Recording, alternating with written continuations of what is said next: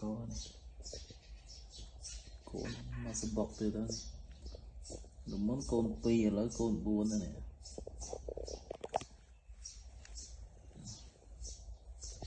nó mấy màu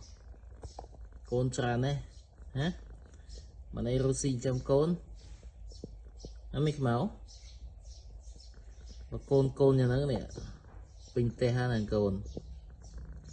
mà đây rosin trong côn hả mấy màu chỉ là côn kim mầm bay rụt tức ấy ở miền tật đó hỏi côn mầm ạ hả mấy màu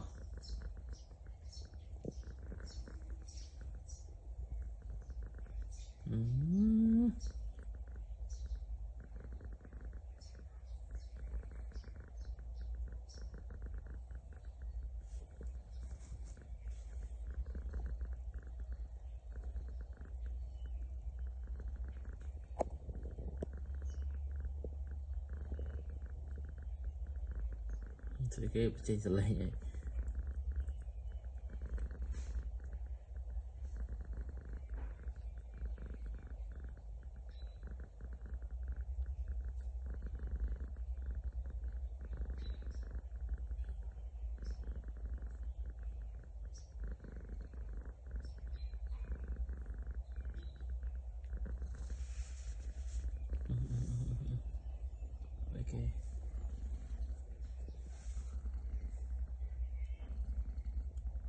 ok mấy màu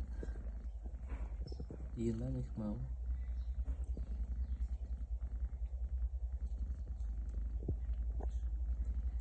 cồn đang vô tận này đó là tị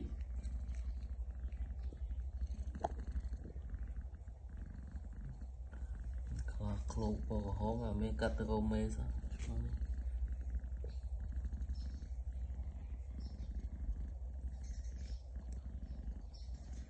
mầm cô nó sẽ nữa